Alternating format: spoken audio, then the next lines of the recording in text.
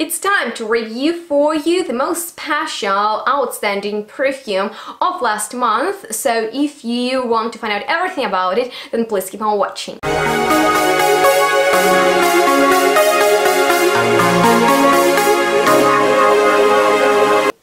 Hello everyone, and thank you so much for tuning into this video in which I will review for you the most interesting perfume discovery of May 2020. And do you know what? I actually used to do these fragrance of the month videos in the past, and then I stopped for no obvious reason, but I plan to continue doing these videos, and so in the end of 2020 we'll have around 12 favorite discoveries of mine, which I think is going to be something to look forward to. But in this video I'll tell you about that very special perfume that stood out to me the most out of all pretty cool fragrances that were sent to me for review, or I just smelled in the stores that are reopened again finally.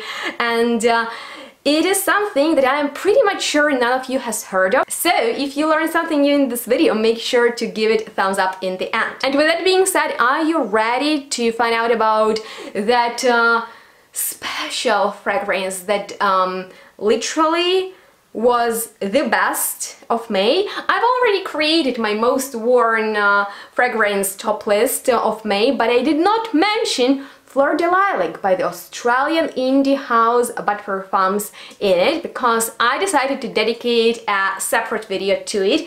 And first of all, let's talk about this bottle, which is really nice to hold, and it has matte finish that I'm totally living for, as well as for this cap, or better to say applicator. You know, this pump, it's so cool, and you know, it helps you to control how much you apply. And don't you get massive vintage vibes coming out of it? Well, that's good, because you know, Howard, who creates PERFUMES, actually brought the 19th century golden era of perfume back. And before I get started describing you my impressions of Fleur de Lilac, I firstly wanted to let you know that Howard offers free samples, and I highly recommend you to check out his official website, which looks so cool and personal. And if you are intrigued by his collection, and you might even remember how I mentioned his Dragon's Blood fragrance in one of my older videos that even my boyfriend enjoys, then you can do that for free. How cool is that? And another cool service that he offers is if you get a full-size bottle of his perfume, you'll also get a complimentary sample, and that is so nice of him. Not a lot of brands do this, and it is very handy, because let's say I'm in Europe, and if I order something from the States or Australia, overseas shipping is very expensive, and if it's a blind buy, I may end up not liking the perfume. So if you have a sample to test first, it's actually something that can be helpful, and so keep that on your mind in case you get really interested in Fleur de Lilac after my impressions. So let me spray a little bit again. And you know what? The notes in there are jasmine flowers, gardenia, sweet violet flowers, hyacinth, heliotrope, and ylang ylang. And actually, here is what the creator says about his creation. A purple heaven of color and scents. Lilac clusters, bouquets of sweet violets in the heady spring afternoon sun rays. This is a gentle walk through Manet's garden. Charming, enchanting, and captivating. Discover a lost world full of romance. But if you're expecting a floral bomb, then you might be wrong, because it opens up with this sharp, almost metallic scent, and I think that might come from hyacinth, which can act that way.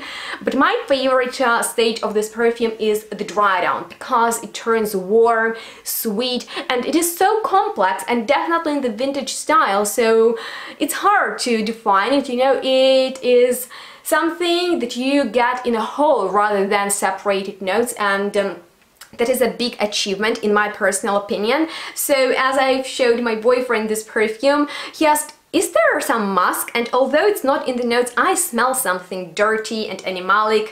To Benny it smelled even skanky, and that's for, in my opinion, it is very sexy.